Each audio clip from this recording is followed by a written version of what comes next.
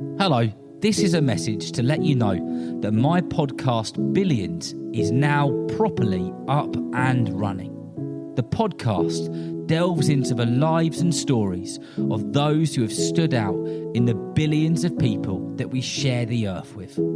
You can listen to episode 1 and 2 on the greatest boxer of all time, Muhammad Ali, and also my latest episode on the greatest basketball player there has ever been, Michael Jordan. If you want to listen to Billions, just search Billions with Darren Rees on any podcast platform, or have a look at the description for this episode. You will find the relevant links to get to the podcast there.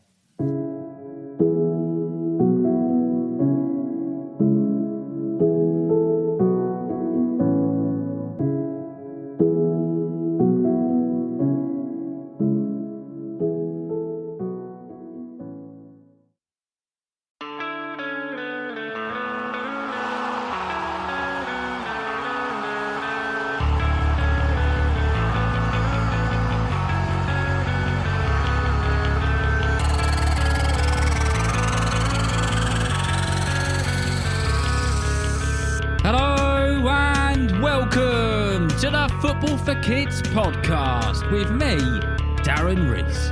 And welcome to day 5 of Barca-Week. If you haven't checked the previous 4 episodes on Barca-Week, then please do give them a go.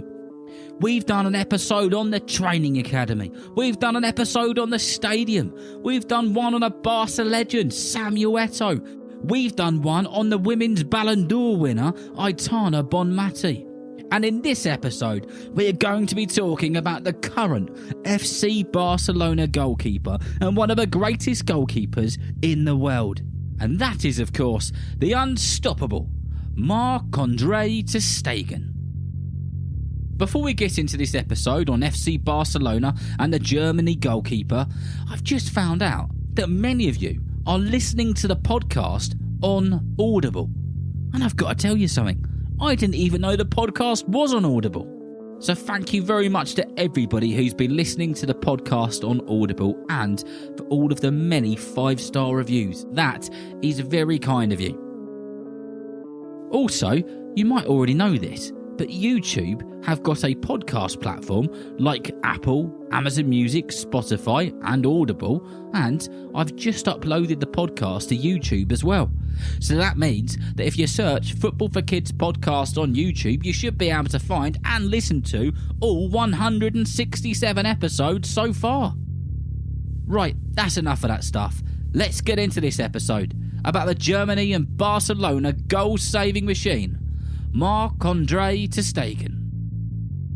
Ter Stegen was born in Germany in the year of 1992, and football was a big part of his life from a very young age. So young that he started at the German club Borussia Mönchengladbach. I hope I've got that right, or at least close. It's quite a difficult one. This was when he was just 4 years old. This had plenty to do with his grandfather, who was a big football man, and the story goes that it was his grandfather who signed him up to the club. Ter Stegen started his younger footballing days out as an outfield player.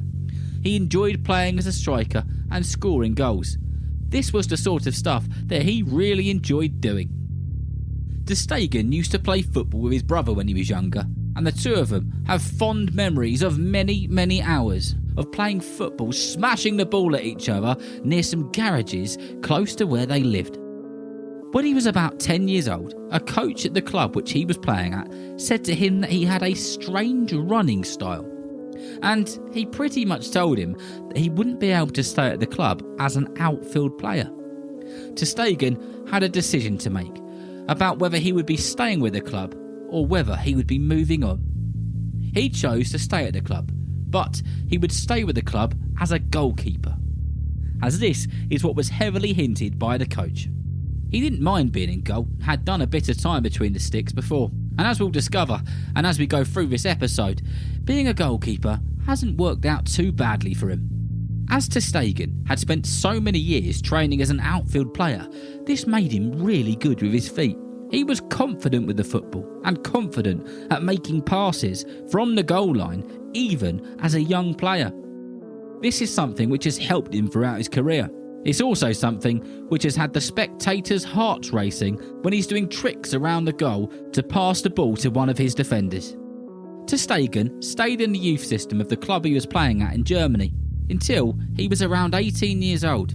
He then became a senior player with the club's reserve team and eventually became the first choice goalkeeper for the club, playing in the German top division, the Bundesliga. He also made history when he was with the club, as he was the second youngest goalkeeper to reach 100 games in the Bundesliga. That is pretty good going. Since a teenager, Ter Stegen has been one of the top goalkeepers in Germany and has represented his country since the under-16s. He was also selected and part of the winning Germany team for the under-17s Euros in 2009. Playing for a country is not only something to be very proud of, but it's also a place where many of the players get noticed and go on to play for some of the biggest clubs in the world. I can guarantee you that the players that perform very, very well and stand out at the Germany Euro 2024 tournament will end up either next season or the following season after at some of the biggest clubs on the planet. Because of how well Ter Stegen was doing in the Bundesliga, how confident he was with his feet, how he took a lead from his goal line with set pieces, and how many goals he stopped happening, Barcelona and other clubs became very interested in him, and it's reported that Barca tried to sign him up, but it was either Ter Stegen or the club who weren't keen on him going. Eventually, in 2014, Barcelona got their man, and they brought him for approximately 12 million euros. And I think it's fair to say he's turned out to be one of the best signings Barcelona have made in the modern era of the club. In Ter Stegen's first season with Barcelona, they didn't do too badly at all, as the club won the Champions League, the La Liga and the Copa del Rey. In the same season, Ter Stegen won the award for the UEFA Save of the Season, when, against Bayern Munich, he, from well off of his line, launched himself to the line and by the finest of margins with his fingers just about stopped the ball crossing the line and Bayern Munich scoring. The save was incredible. At the opposite end of the pitch that night, and in goal for Bayern Munich, was yet another German goal-saving machine, in Manuel Neuer. Blimey, the Germans have got some serious contenders for that number one goalkeeping position, haven't they? It wasn't really until the 2015 to 2016 season that Ter Stegen became the first choice goalkeeper for Barcelona. And over the years, he has made some tremendous saves, but he will also admit that he's made some terrible blunders as well.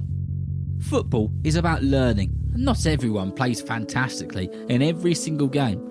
But the most important thing is when you don't have a good game, is to accept it and think how you can improve for the next time.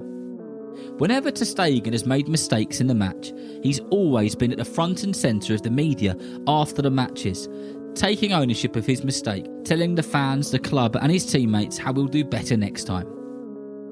Ter Stegen has now been with Barcelona for 10 seasons. 10 seasons playing in one of the most competitive leagues in the world. No wonder he has become so good. But he's had to earn his spot in the team, and he's become a proper Barcelona legend, and someone that the fans will speak about for a very, very long time. In the 2022-23 season, he only conceded 18 goals in 38 matches. That is quite something. Not only has he been a great keeper in the Bundesliga and in the Spanish top division of the La Liga, but he's also been superb when representing his country as a senior player.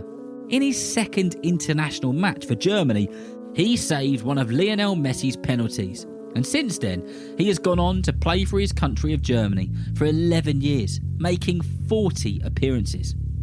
As we mentioned earlier, the competition for the number one spot in the German team is fierce, but competition is good.